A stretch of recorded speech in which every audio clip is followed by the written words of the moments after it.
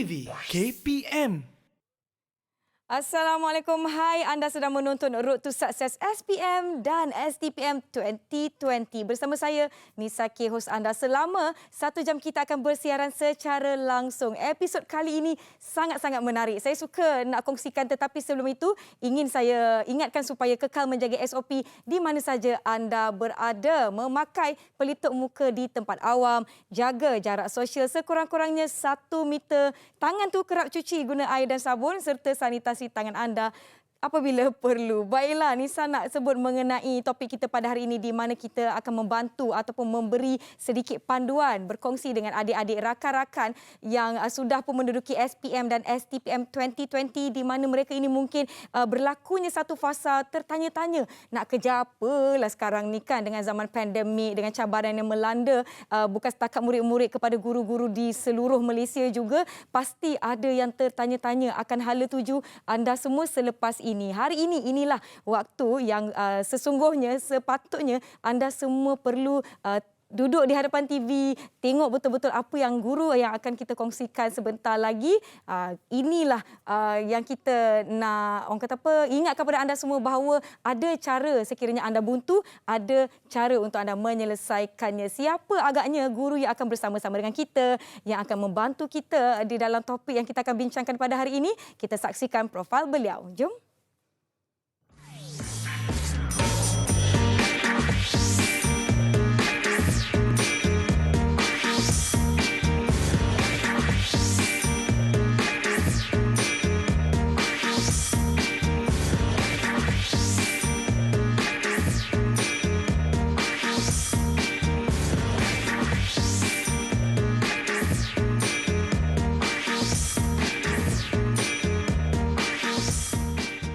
Baiklah penonton semua, jom kita persilakan Cikgu Faiza dari SMK Alam Megah. Apa khabar Cikgu? Khabar baik. Macam mana Cikgu perasaan untuk berkongsi dengan anak-anak murid kita pada hari ini?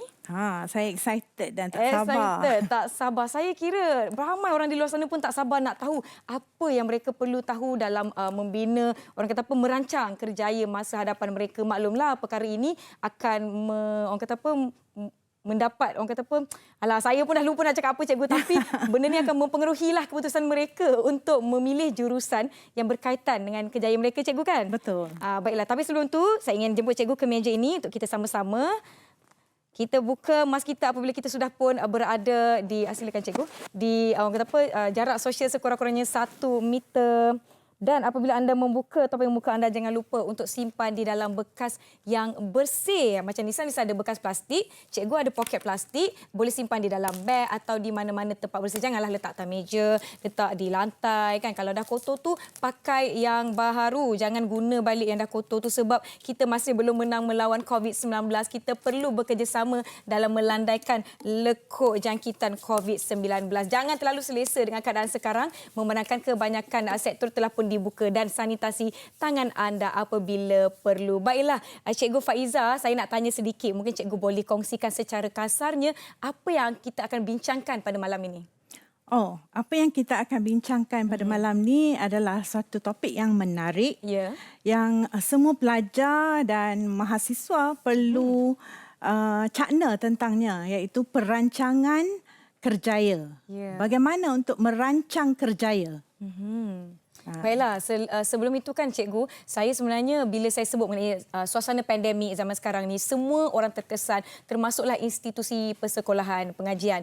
Saya kira guru-guru di Malaysia banyak yang pergi luar daripada kepompong selesa masing-masing, membuat pelbagai material dan juga bahan mengajar secara atas talian. Jadi dengan itu adanya kempen hashtag terima kasih Cikgu bagi menghargai jasa-jasa guru di seluruh Malaysia menuju ke sambutan Hari Guru yang tidak lama lagi, pejam celik dah tiba 16 Mei. Tak sabar saya pada hari 16 Mei itu untuk saya lihat bagaimana murid-murid di seluruh Malaysia menyampaikan ataupun menzahirkan rasa terima kasih mereka kepada guru masing-masing. Baiklah, dan tema pada tahun ini untuk pengetahuan semua adalah berguru demi ilmu bina generasi baharu. Okey Cikgu Faizah, nampaknya saya tidak berseorangan. Saya rasa seronok sesi malam ini kalau kita panggil rakan-rakan yang juga dari SMK Alam Megah untuk bersama-sama dengan kita. Ada tak kawan-kawan saya dah masuk kelas belum ni? Hai, Assalamualaikum, salam sejahtera. Bukalah mikrofonnya. Hai. Hai guys. Saya sebenarnya kira ahli kelas yang barulah, boleh ya cikgu ya. Jadi kita ingin berkenalan. Boleh saya nak berkenalan dengan kawan-kawan semua? Saya sebut nama, semua perkenalkan diri. Kalau mengikut norma baharu kan cikgu di sekolah untuk mengucap salam hormat kita letak tangan di dada. Assalamualaikum, nama saya sekian-sekian-sekian. Ya, macam tu. Boleh kawan-kawan? Boleh. Baiklah, kita mulakan dengan Arif. Sila perkenalkan diri anda.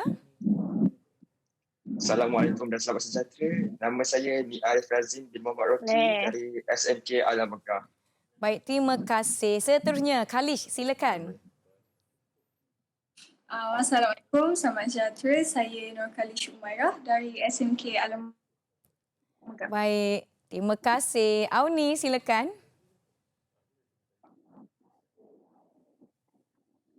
Selamat sejahtera. Saya Nur Atia binti Roki dari SMK Alam Megah. Baik, terima kasih. Seterusnya, sila perkenalkan diri anda, Nur Atia.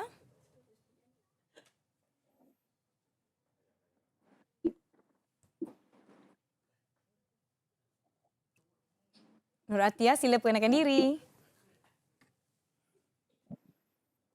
Assalamualaikum dan selamat sejahtera. Nama saya Nur Atia Kristina binti Muhammad Kirudin dari SMK Alam Megah. Baik, terima kasih. Afif, di mana anda? Sila kenalkan diri. Hai, nama saya Muhammad Afiq Daniel bin Muhammad Alimi dan saya sekolah di SMK Alam Megah. Baik, terima kasih. Seterusnya, akhir sekali Izayat ya. Silakan. Assalamualaikum, saya Muhammad Izzayat bin Azizan dari sekolah SMK Alam Megah. Baik, terima kasih. Terima kasih rakan-rakan kerana sudi bersama-sama dengan kita pada malam ini. Bukan setakat rakan-rakan dari SMK Alam Megah Shah Alam sahaja, tetapi yang di rumah yang menonton kami, saya kira anda perlu sediakan pen dan kertas untuk mengambil nota dan juga input berkenaan apa yang Cikgu Faizah akan kongsikan sepanjang episod kita bersiaran. Tapi sebelum itu Cikgu, saya ada video khas. Rakan-rakan kita memberi pendapat Cikgu berkenaan dengan topik kerjaya ni. Mereka minat atau tidak? Atau bagaimana topik ini pada mereka? Jom kita saksikan video ini. Didik TV KPM. Saya suka topik ini kerana saya merancang masa depan saya supaya saya dapat menggambarkan matlamat dan memberi motivasi kepada diri saya supaya saya tetap fokus. Merancang masa depan membantu saya menetapkan keutamaan dan tetap teratur. Kadang-kadang kita perlu melakukan sesuatu mengikut urutan tertentu supaya kita tahu di mana kita hendak bermula. Saya suka dengan topik ini kerana saya telah mendapat banyak pendapat dan idea supaya saya mampu merancang masa hadapan saya dengan lebih baik. Dengan merancang masa hadapan saya juga dapat tahu apa yang saya mampu buat dan apa yang saya mampu buat. Objektif saya juga menjadi lebih jelas dan saya juga tidak membuang masa memikirkan hal-hal remeh yang mampu menghalang saya mengecapi impian saya. Saya suka dengan topik ini kerana apabila kita bijak merancang masa depan, kita dapat mencapai maklumat hidup dengan tersusun dan mencapai cita-cita sendiri dengan mudah. Kita juga akan berjaya dan hidup dalam keadaan yang tenang. Jika kita tidak merancang masa depan, kita akan dibebani oleh masalah.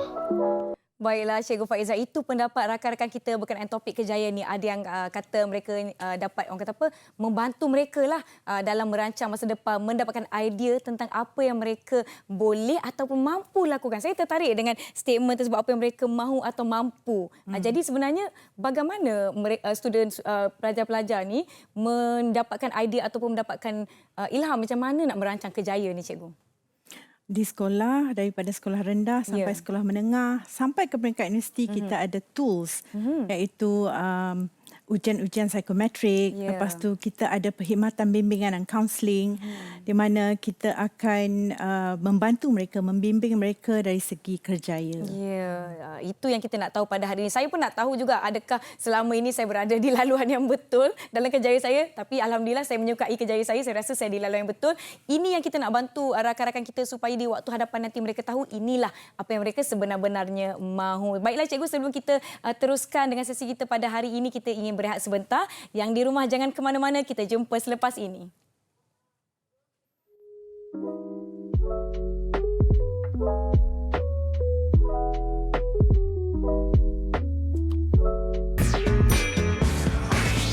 Didik TV KPM. Tahukah anda? Terdapat 2,700 bahasa dengan lebih daripada 7,000 dialek individu dituturkan di seluruh dunia hari ini. Bahasa yang paling banyak digunakan ialah bahasa Inggeris, diikuti Mandarin, Sepanyol dan Hindi. Terdapat 46 abjad berbeza yang digunakan di dunia. Bahasa dengan abjad yang paling banyak di dunia ialah bahasa Kemboja Khmer, iaitu 74 aksara. Bahasa Papua adalah bahasa Rotokas dan diketahui hanya mempunyai 12 huruf. Ini menjadikannya bahasa dengan abjad yang paling sedikit. Bagaimanapun, bahasa dengan perkataan terbanyak ialah bahasa Inggeris yang mempunyai lebih daripada 250,000 patah perkataan. Bahasa Mandarin dikatakan bahasa paling sukar untuk dipelajari di dunia kerana tidak mempunyai banyak abjad. Sebaliknya, bahasa Mandarin ditulis menggunakan simbol dan rata-rata penduduk tempatan di China dianggarkan mengetahui lebih daripada 8,000 simbol. Jika anda ingin membaca surat khabar bahasa Mandarin, anda harus mengetahui lebih daripada 3,000 simbol. Bahasa yang lazim digunakan pada peringkat antarabangsa ialah bahasa Inggeris. Adakah anda tahu, tidak kira di mana saja, juruterbang dan anak kapalnya mesti tahu berkomunikasi dalam bahasa Inggeris? Asia mempunyai jumlah bahasa yang paling banyak. Secara umumnya, Asia mempunyai lebih daripada 2,300 bahasa yang dituturkan, diikuti benua Afrika dengan 2,138 bahasa. Eropah pula mempunyai jumlah bahasa yang paling sedikit dengan hanya 286 bahasa. Sekarang anda tahu. Didik TV KPM.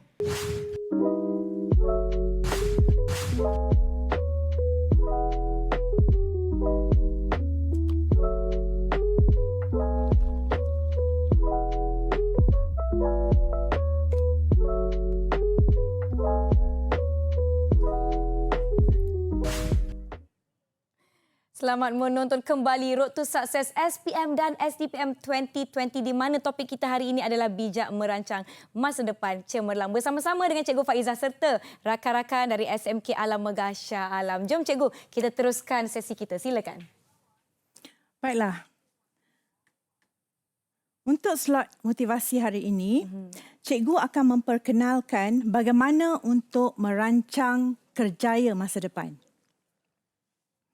Okey, objektif kita maknanya di akhir rancangan ini, cikgu harapkan anda tercetus untuk meneroka potensi diri iaitu mengenali diri dengan lebih dekat lagi, meningkatkan motivasi dalam meneroka kerjaya yang diminati. Maknanya di akhir slot ni anda akan teruja untuk terpanggil untuk meneroka alam kerjaya yang anda minati.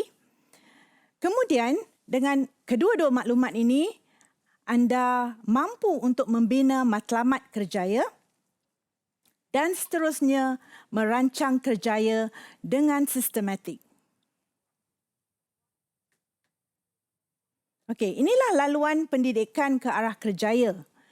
Dari kecil, ibu bapa kita menghantar kita ke Montessori, ke Tadika, sekolah rendah, seterusnya ke alam sekolah menengah. Lepas tu, Perayu, Matrikulasi, Form 6.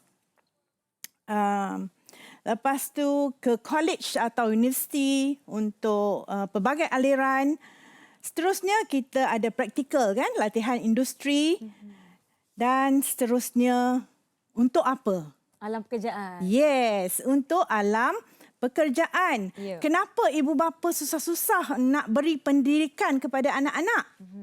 Kerana harapan mereka ialah bila mereka meneruskan hidup mereka di alam yang seterusnya, mereka senang hati kerana anak-anak boleh berdikari, mencari rezeki, menampung atau menyara hidup sendiri dan keluarga nanti. Okey. So, kenapa kita nak adakan pendidikan kerjaya di sekolah, di peringkat universiti? Kerana adanya isu-isu pendidikan kerjaya murid. Okey, inilah isu-isu yang sering dialami oleh murid, pelajar, mahasiswa, iaitu tidak kenal diri dengan betul-betul kenal. Khususnya dari segi minat, personality, nilai, pencapaian. Kedua, kurangnya maklumat dari segi pekerjaan. Mungkin mereka ada idea tentang apa yang mereka suka nak jadi, tetapi mereka tidak teroka kerjaya tersebut. Matlamat yang kurang jelas, matlamat yang kabur menjadikan kita sukar untuk bertindak. Seterusnya, perancangan yang tidak sistematik. Mungkin ada sedikit planning di situ tetapi tidak tersusun. Dan akhir sekali, memilih kerjaya cara tangkap muat. Apa dia ni? Maksudnya, bila kita teraba-raba, tak kenal diri, tak kenal maklumat pekerjaan, matlamat yang kabur, akhirnya ibu ayah suruh jadi doktor, jadilah doktor. Ataupun, kau apply apa? Matrikulasi ke form 6? Okeylah, aku ikutlah. Jadi, maknanya ikut-ikutan sebab dia tak dapat jelas dengan apa yang dia nak. Okay? Asal ada je. Asal ada. So nanti orang yang macam ni mungkin dia tak dapat kerjaya yang idaman, kerjaya yang betul-betul dia nak ataupun matching dengan diri dia. Okey. So apakah perancangan kerjaya? Inilah langkah-langkah perancangan kerjaya yang saya rangkumkan, iaitu ada 4 fasa, iaitu refleksi diri. Fasa pertama, maksudnya di sini refleksi diri, berkenalan dengan diri sendiri, mengenali diri sendiri, mengenali persekitaran kerja yang saya suka. Lepas tu penerokaan tentang kerjaya, penerokaan tentang alam pekerjaan itu sendiri. Lepas tu dengan 2 maklumat ini, kita merancang kerjaya. Di peringkat merancang kerjaya, selalunya kita bina matlamat yang jelas. Dan akhir sekali, tindakan. Di fasa tindakan, kita akan mengatur strategi untuk mencapai matlamat yang kita bina tadi. Jelas ya? Okey, geng? Kalau jelas beri thumbs up boleh? Thumbs up. 2 thumbs up. Okey, baiklah. Okey. Jom cikgu kita teruskan. Alright, teruskan ya. Now, langkah-langkah perancangan kerjaya yang saya mention tadi, 4 tu, nombor 1 itu ialah eksplorasi diri. Lepas tu meneroka kerjaya, merancang menetapkan matlamat. Nampak macam garis lurus kan? Tetapi sebenarnya dalam realiti kehidupan manusia, ianya bukanlah mudah seperti yang kita nampak di sini. Ia bukanlah satu garis lurus ataupun linear. Sebaliknya ada macam-macam kerumitan, masalah sebab kita ni manusia. Okey, kadang-kadang kita nak lain, ibu bapa nak benda lain. Jadi ada berlaku konflik di situ. Jadi tak salah kalau kita dah tiba ke peringkat ketiga, kita patah balik ke peringkat kedua dan pertama. Alright? Okey. So, cikgu nak tanya. Mana? Siapa cikgu nak tanya ni? Tanya diorang cikgu. Siapa namanya yang bertuah? Okey, mana Kalish? Cikgu nak tanya Kalish. Kalish ada cita-cita tak? Apa kerjaya yang Kalish pilih? Okey, setakat ni, buat masa ni, saya planning untuk ambil bahagian dentistry, pergigian. Pergigian. Okey, kenapa Kalish nak menceburi di bidang pergigian? Okey, saya ada minat dalam bahagian medik. Tapi masa saya tingkatan 4, baru saya betul-betul nampak minat saya dekat medik, which part medik. So, cabang tahun perubatan. ni saya macam ambil perubatan, saya pilih pergigian. Ya. Okey Kalish, Cikgu nak tanya, ada tak sesiapa dalam ahli keluarga Kalish yang ada bekerja sebagai doktor ataupun doktor gigi yang mempengaruhi Kalish untuk membuat keputusan untuk jadi doktor gigi? Doktor yang inilah pakar pergigian lah. Sejujurnya, seingat saya dalam keluarga saya tak ada lagi yang doktor semua. Okey. So, apa yang membuatkan Kalish nak jadi doktor, minat bidang perubatan, lepas tu nak mengkhusus kepada pergigian?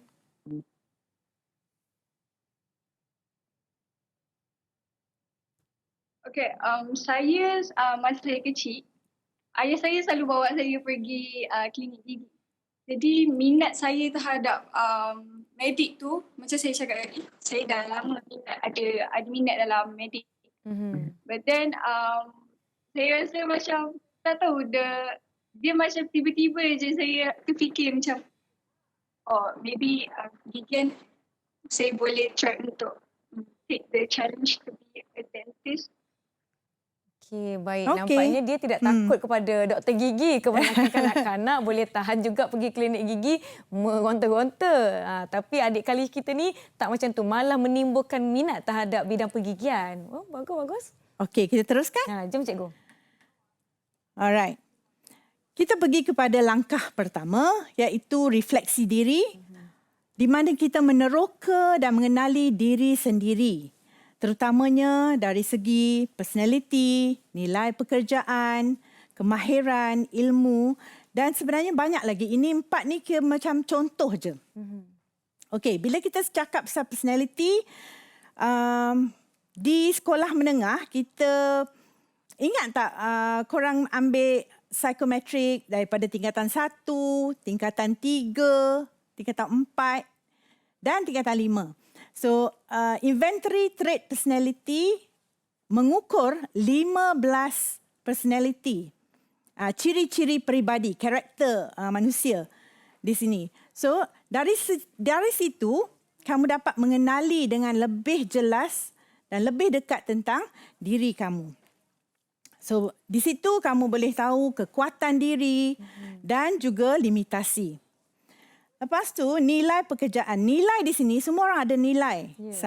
Dan dia tahu nilai kasih sayang dia tinggi, nilai kasih sayang kat kucing tinggi. Contoh, Lepas tu, nilai yang saya maksudkan di sini, selain daripada nilai diri, kita juga kena tahu nilai dari segi pekerjaan.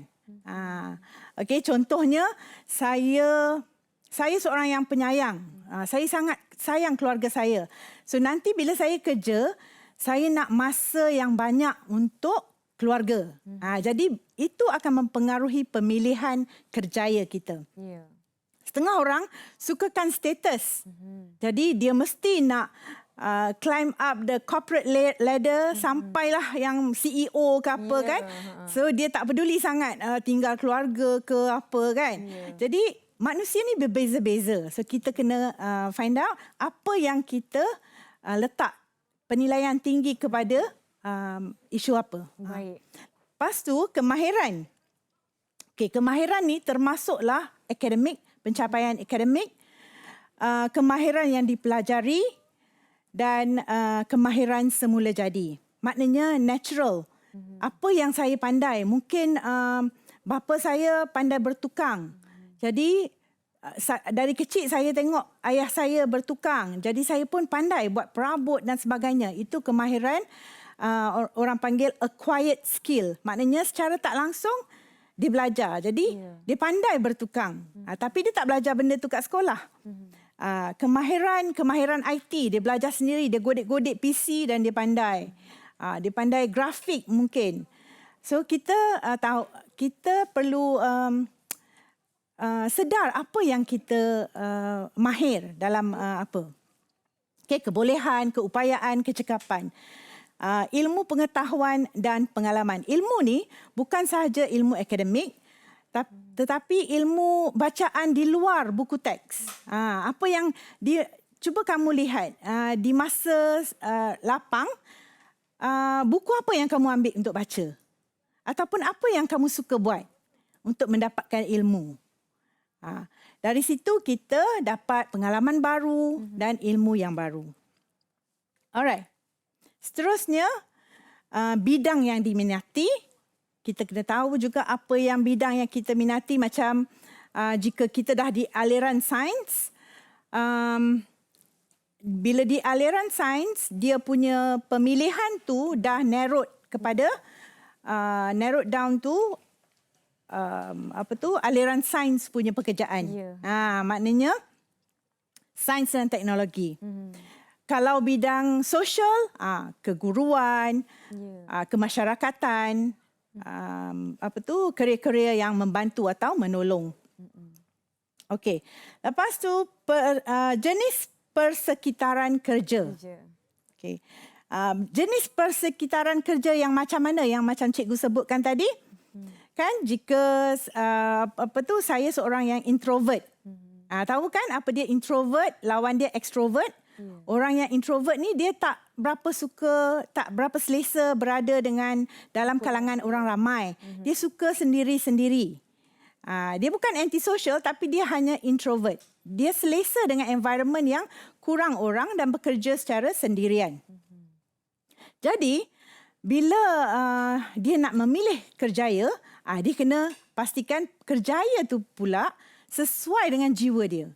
Kalau orang introvert disuruh bekerja di tengah-tengah masyarakat di mana dia kena berhadapan dengan manusia, hari-hari dia akan jadi tidak selesa. Okay? Bila tidak selesa, performance pun akan terjejas. Aktiviti yang digemari. Okay, bila masa cuti, masa lapang, cuba kamu lihat apakah aktiviti yang kamu suka lakukan. Bersukan ke? Memasak ke? Maknanya di luar buku teks. Di luar PDPC tu. Maknanya di luar apa yang diajar di sekolah secara formal. Dan akhir sekali perkara yang menarik dan memberi semangat. Maksudnya di sini bila saya buat sesuatu perkara tu, saya jadi semangat. Benda tu sangat menarik. Contohnya berkemah. Setengah orang tak suka kena gigit nyamuk, masuk dalam hutan ni apa ni. Tapi setengah orang bila dia masuk perkemahan dia jadi leader. Dia suka nature, dia suka adventurous. So itu yang kita perlu lihat dalam diri kita. Baik. Alright. Now, tahukah anda gaya asuhan ibu bapa juga mempengaruhi kerjaya anak-anak?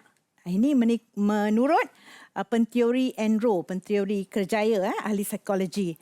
Di mana jika environment yang kita membesar tu, ibu bapa penyayang, melindungi, melayan kita dengan baik, mengasihi, pekerjaan yang dipilih nanti oleh kita akan selesa bekerja dengan manusia. Berbanding dengan jika ibu bapa yang dismissive, yang garang, yang terlalu tegas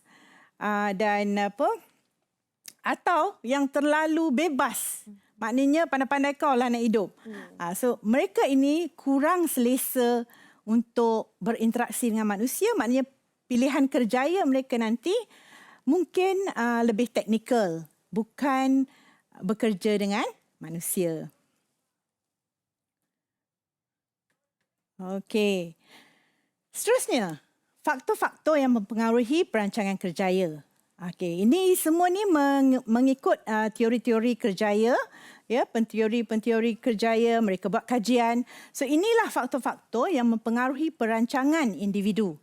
Perancangan kerjaya individu. Pertama, genetik macam kecantikan, kecacatan, ada karakter yang tak boleh diubah dalam diri manusia. Okey. Lepas tu tenaga psikik. Tenaga psikik ni ialah kamu tak sedar benda ni ataupun berada di subconscious. Bila mana kita berada dalam persekitaran dari kanak-kanak hinggalah dewasa.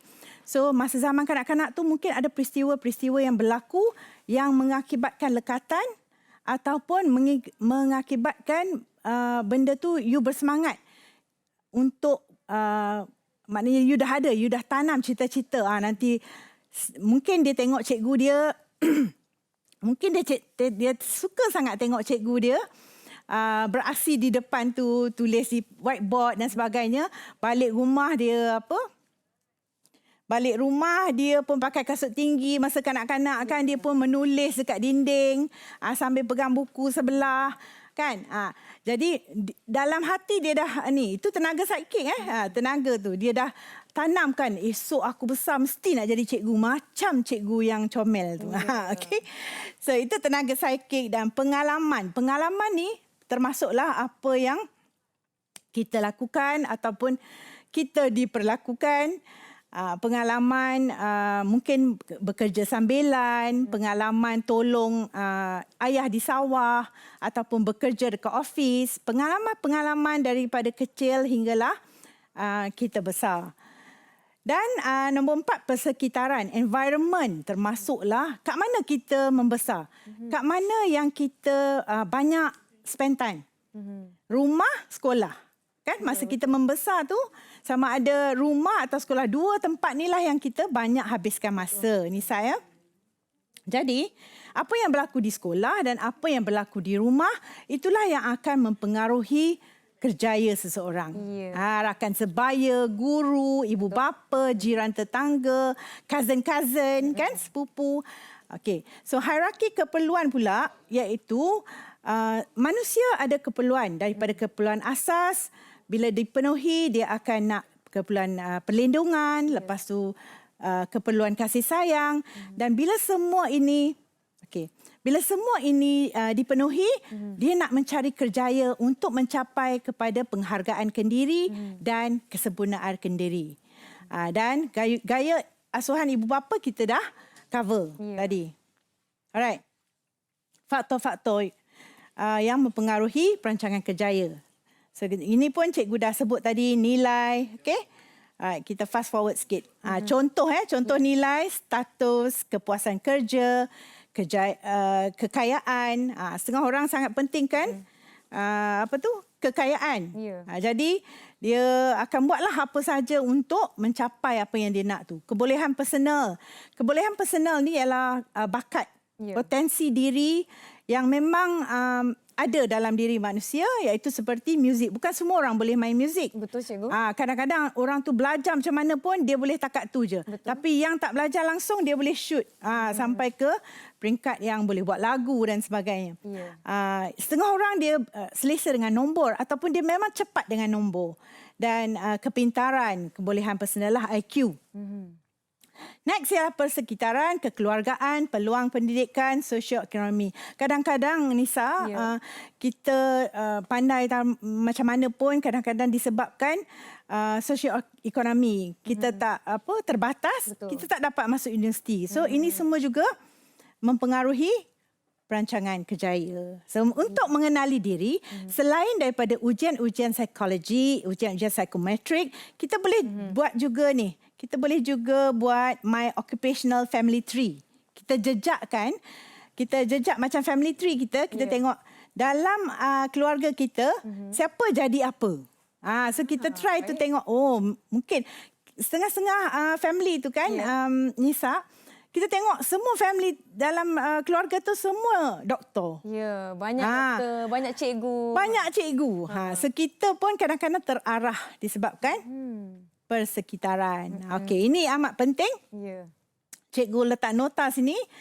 Jika kamu tak boleh mengenali diri sendiri, cara bersendirian, seorang-seorang terkial-kial, jumpalah guru bimbingan dan kaunseling ataupun bercakap dengan orang dewasa yang kamu selesa, uncle ke, aunty ke, siapa-siapa saja. Cikgu, saya kira kalau murid-murid di sekolah mesti ramai yang takutlah nak jumpa cikgu kaunseling ni.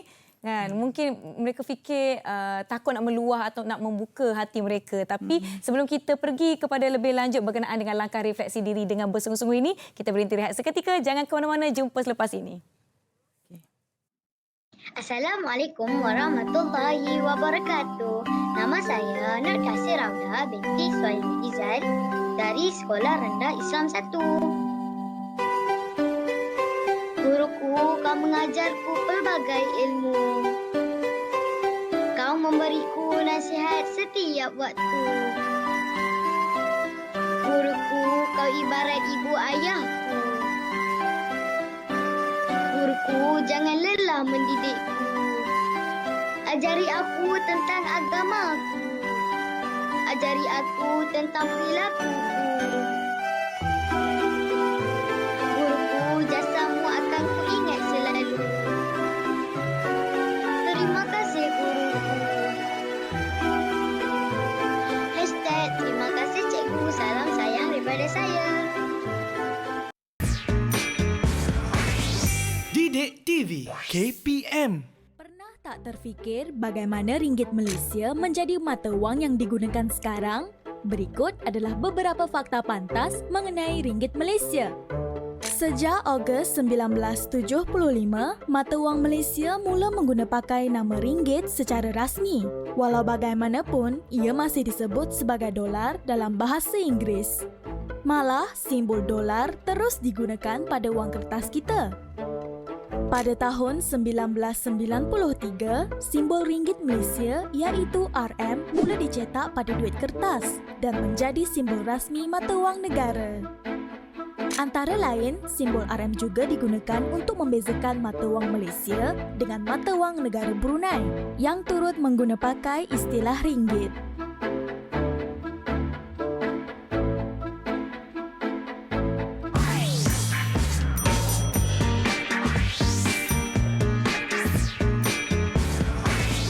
Didik TV KPM.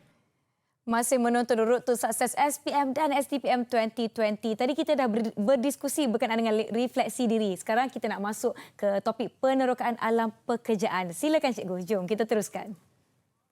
Okey, tujuan kita untuk meneroka alam pekerjaan ialah untuk mengumpul maklumat tentang alam pekerjaan. Terutamanya maklumat pekerjaan-pekerjaan yang diminati oleh seseorang. Kalau dah berada di tingkatan 5 atau tingkatan 6, kita dah pun ada aliran masing-masing. Aliran sains, accounts ataupun sastra. Baik. Jadi, kita dah boleh menjurus kepada bidang pekerjaan yang betul-betul kita minati. Jadi, kita buat analisis kesesuaian persekitaran kerja bidang yang kita minati itu dengan personaliti diri kita sendiri. Okay. Kemudian kita buat penilaian kendiri dan akhirnya memadankan kerjaya dengan personaliti diri.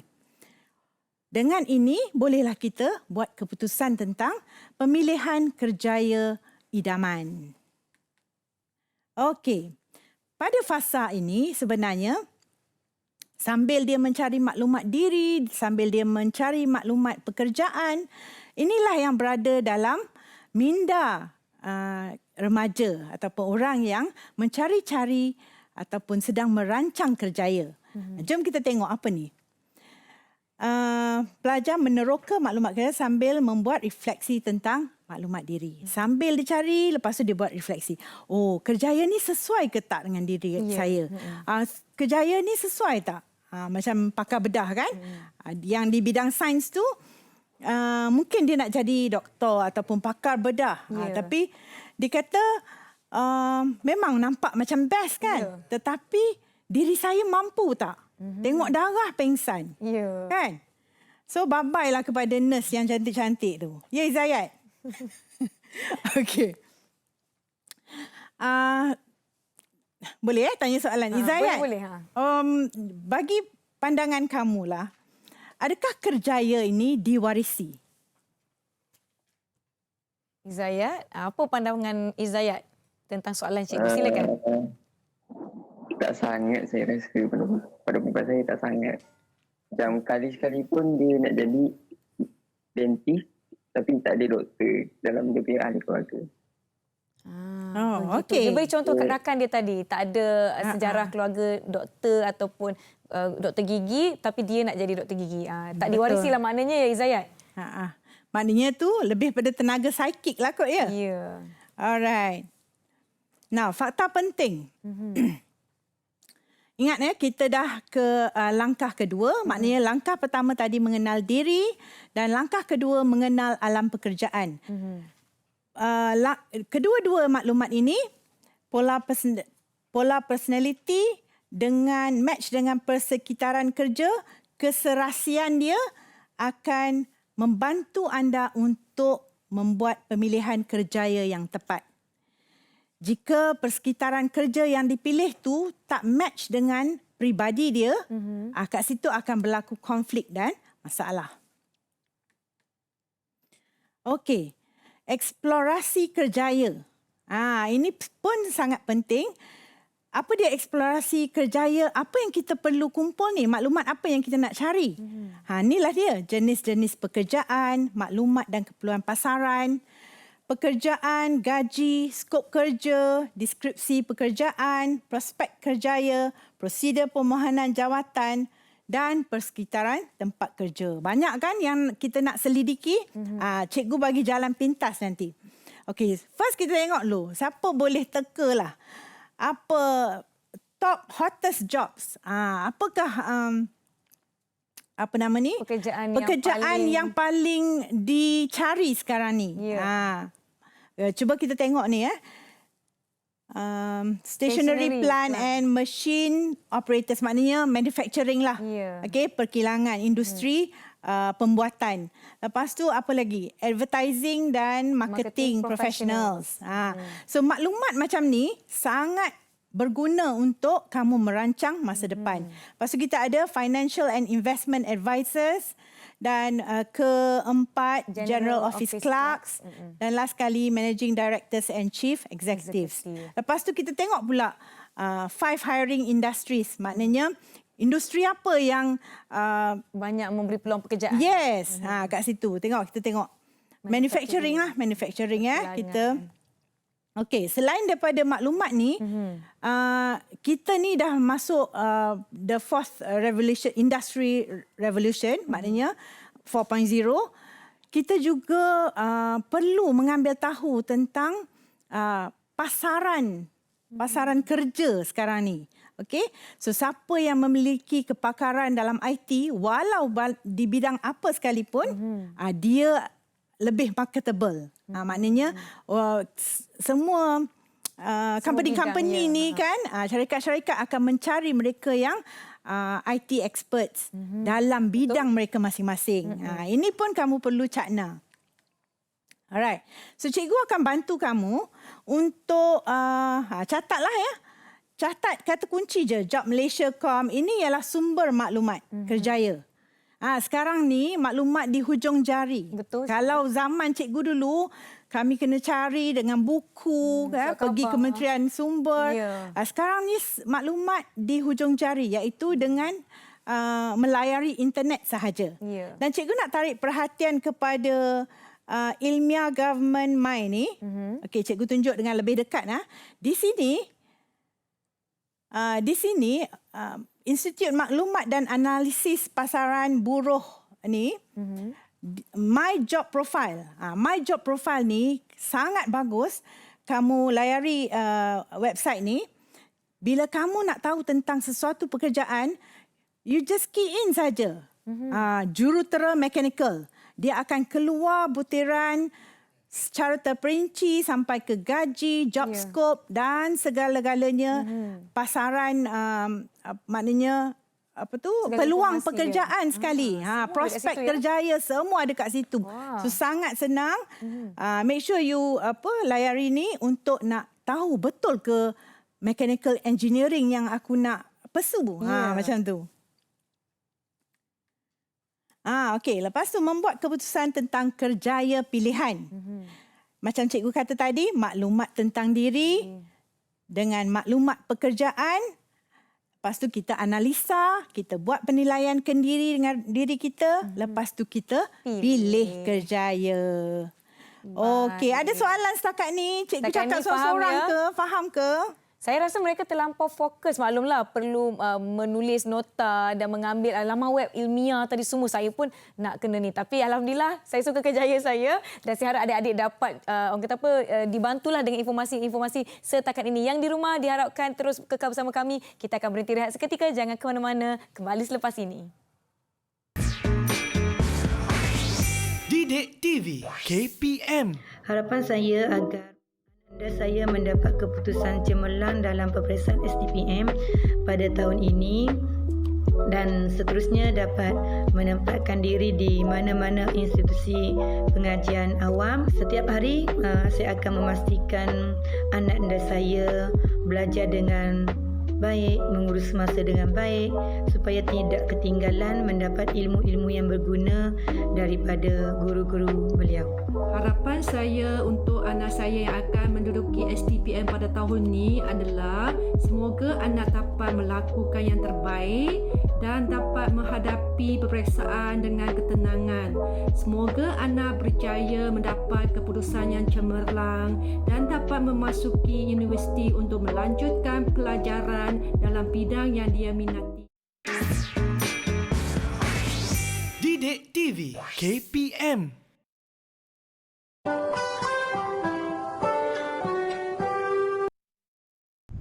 Hari kuarantin diri.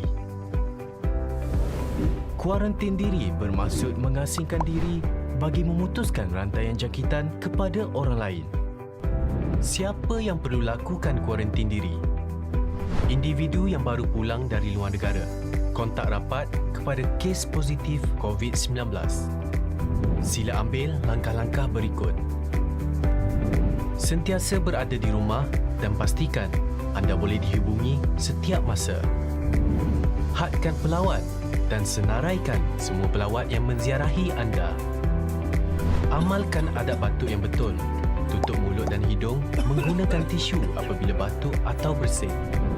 Buang tisu yang telah digunakan dalam tong sampah bertutup dan cuci tangan serta-merta. Kerap cuci tangan dengan air dan sabun. Elakkan perkongsian peralatan makanan dan penjagaan diri. Cuci peralatan makanan yang digunakan dengan sabun pencuci sebelum digunakan semula. Disinfeksi permukaan yang kerap disentuh. Buka tingkap untuk pengudaraan rumah yang baik. Jika bergejala, sentiasa pakai penutup mulut dan hidung. Tinggal di bilik berasingan dan jarakkan diri 1 meter daripada orang lain. Dapatkan rawatan dengan segera di fasiliti kesihatan terdekat.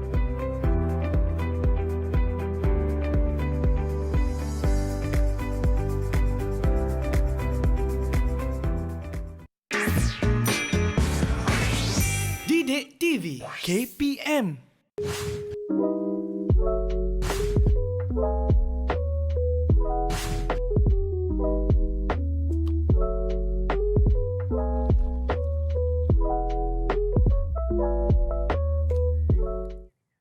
Masih lagi menonton Road to Success SPM dan STPM 2020. Sebelum kita beri peluang pada murid-murid untuk bertanya soalan, mungkin ada yang nak bertanya, kita teruskan dengan sesi kita. Silakan Cikgu.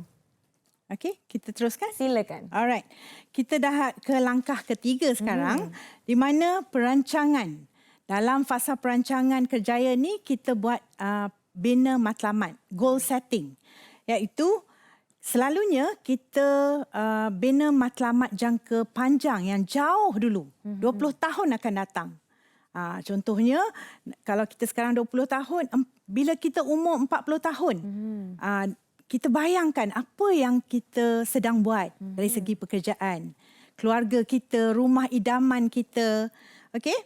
So, dari situ kita bina pula matlamat jangka sederhana iaitu 3 hingga 7 tahun. Dari matlamat jangka sederhana tu kita bawa lagi lebih dekat iaitu jangka pendek. Jangka pendek inilah kita nak zoom nanti untuk fasa tindakan. Baik. Alright. Jangka pendek ni dalam masa setahun, 3 bulan ke setahun dan kita letakkan apa strategi kita untuk mencapai matlamat jangka sederhana dan jangka panjang. Okey, apa dia ciri-ciri matlamat? Kita kena tahu selalu saya ingin menjadi usahawan yang berjaya. Itu bukan matlamat. Sebab apa dia tu? Okay, jadi perompak pun boleh kaya kan? Kan orang katakan berjaya kan? Jadi ini dia ciri-ciri matlamat. Dia jelas, realistik, boleh diukur, ada jangka masa untuk dicapai dan yang penting tidak mengambil hak orang lain. Betul. Macam perompak tadi, memanglah kaya tapi mengambil hak orang lain pula. Betul. Jangan pula jadi perompak. Okey. So, inilah cara untuk menulis matlamat. Kalau cikgu dalam kelas, cikgu bagi bimbingan dalam kelas, cikgu suka buat vision board ataupun visualisasi, iaitu teknik imagery di mana cikgu akan suruh tutup mata dan kita bayangkan diri kita di usia 40 tahun. Ianya Kanisa sangat berkesan sebab masa tu pelajar yang betul-betul dah ada idea apa dia nak dalam hidup, dia memang betul-betul boleh bayangkan dari segi warna, gambaran, kereta dia, suasana kehidupan, berapa orang anak, semua dia boleh. Dan siapa yang tak dapat buat imajinasi tu, selalunya dia memang teraba-raba lagi. Dia belum kenal diri dia lagi. Dan kita bantu dia untuk buat vision board. Ni kita panggil vision board, di mana kita akan buat paper cutting, majalah dan sebagainya, untuk kita lekat je. Sebenarnya bila kita buat aktiviti tu, kita tak fikir pun. Betul. Apa yang kita suka, kita akan lekat. So dari situ dia tahu. Sebenarnya, aku suka rumah yang macam ni. Aku suka duduk kampung, tak suka duduk ni. Aku suka pekerjaan yang dengan jentera, bukan dengan manusia. Contoh. Alright, dan langkah keempat ialah tindakan. Ingat tak tadi cikgu kata kita buat matlamat jangka pendek, iaitu daripada 3 bulan ke setahun.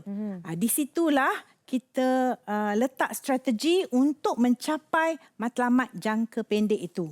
Contohnya, kita kena tahulah cara untuk menulis resume, lepas tu menguasai kemahiran di temuduga nanti macam mana, untuk buat permohonan pendidikan tinggi atau terus pekerjaan lepas tingkatan 6 kan. Lepas tu networking, rangkaian ini penting. Bila kita ada networking, lebih cepat proses kita untuk mencapai matlamat tu. Sebab kita dapat maklumat dan orang recommend itu dan ini. Dan sistem sokongan, di sinilah perlunya kita masih berinteraksi dengan guru kaunseling di sekolah, walaupun kita dah lepas sekolah.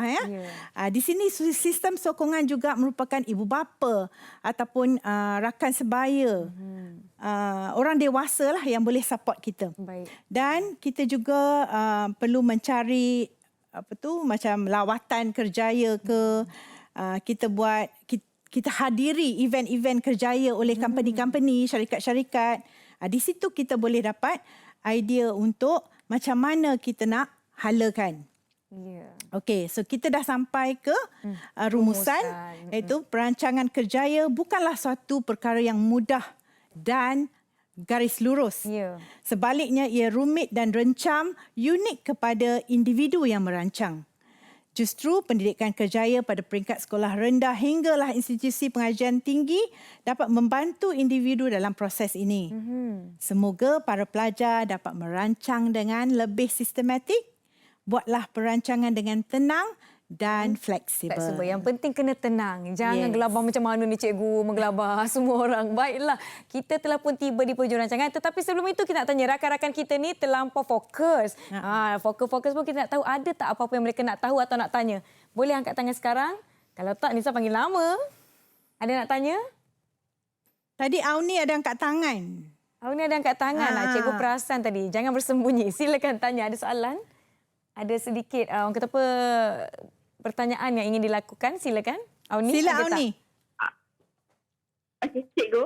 Ya. Kalau seseorang tu ada kekangan, contoh dari segi kekangan wang, perlu ke dia tukar, contohlah dia dah pilih kerjaya ni, tapi dia tak cukup duit untuk pergi ke situ, perlu ke dia tukar ke aliran lain yang macam lagi lagi mampu matematik. macam tu. Okey, baik. Kita boleh terus tukar kita punya perancangan, ataupun kita boleh berbincang dengan ibu bapa dulu, berbincang dengan kaunselor, dan juga bila kita berbincang dengan ibu bapa, mungkin mereka boleh dapatkan financial aid, iaitu pinjaman ke, ada study loan, beasiswa dan sebagainya. Jika tak boleh juga, barulah kita tukar kita punya pekerjaan yang kita pilih. Cikgu, apabila berlaku situasi macam ni, adalah penting juga untuk pelajar, untuk murid-murid ada pilihan kedua. Betul. Daripada pilihan utama tu, ada pilihan kedua. Saya ada soalan lagi ke rakan-rakan? Ke nak Nisa tanya? Karan tanya nanti. Ada yang nak bertanya soalan? Afif nak tanya? Silakan. Afif ke Arif? Afif. Tak apa, duduk boleh tanya. Boleh, silakan. Afif dulu. Sila Afif. Okey cikgu. Untuk satu pekerjaan, adakah satu pekerjaan itu perlu ikut kepada minat ataupun mementingkan gaji daripada satu pekerjaan? Cakap pasal gaji. Okey, apa yang penting ialah apa yang kamu nak. Betul. Afif. Kalau kewangan yang lebih penting, go for it. Tapi kalau minat yang lebih penting, kamu utamakan minat. Tetapi macam mana pun, bincanglah dengan ibu bapa. Kadang-kadang konflik tau Nisa. Saya nak jadi musician. Lepas tu ibu bapa tak suka sebab tak Islamik. Ahli musik. Ahli musik. Kan? Jadi ibu bapa. Yelah. So apa pun kita boleh berbincang. Right? Berbincang dengan cara yang eloklah dengan ibu bapa. Betul lah. Ada seorang lagi tadi. Siapa kat tanya? Nick Arif. Silakan. Saya cikgu. Cikgu, saya ingin bertanya lah. Wajar ke kita cari kerja yang memberikan kita lebih banyak masa bersama dengan keluarga? Apabila kita melangkah masuk ke alam pekerjaan ni, mestilah kita kena seimbangkan antara pekerjaan dengan masa dengan keluarga kan? Betul. So, wajar ke kita pilih kerjaya yang memberikan lebih banyak masa untuk kita menghabiskan masa bersama keluarga, ataupun kita terus memilih kerjaya yang ikut minat kita? Jawapan dia ada dalam diri Nick sendiri. You letak nilai kepada kewangan ataupun masa dengan keluarga. Pilihan tu ada dengan diri Nikki. Selalunya kalau kita nak sesuatu, kita ada kos lepas. Maknanya terpaksa kita lepaskan sesuatu. Mungkin di peringkat awal, Nick boleh kerja bersungguh-sungguh. Lepas tu bila dah ada keluarga, slow down sikit, beri masa kepada keluarga dan juga buat kerja untuk masa depan Nick. Yang penting itulah yang kita ada tools untuk kita tengok apa nilai pekerjaan kita dan nilai diri kita. Ya, dan tadi kita telah pun sama-sama melihat rancangan jangka masa panjang dan pendek anda. Baiklah, saya ingin ucapkan terima kasih kepada rakan-rakan dari SMK Alam Megah Shah Alam kerana bersama-sama kita. Terima kasih Cikgu Faiza kerana sudi berkongsi segala macam input yang saya kira sangat-sangat berguna untuk murid-murid di luar sana merancang laluan kerjaya masing-masing. InsyaAllah kita akan bertemu lagi di episod yang akan datang. Saya Nisa. Assalamualaikum. Selamat malam. Bye. Kawan-kawan, jom lambai. Bye.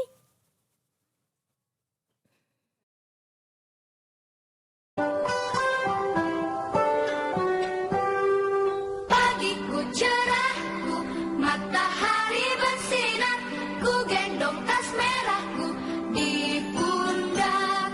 Selamat pagi semua, ku nantikan dirimu di depan kelasmu, menantikan kami. Guruku tersayang, guru tercinta, tanpamu apa jadinya aku? Tak bisa baca tulis, mengerti banyak hal. Guruku, terima kasihku. Nyatanya diriku kadang buatmu marah, namun segala maaf kau berikan.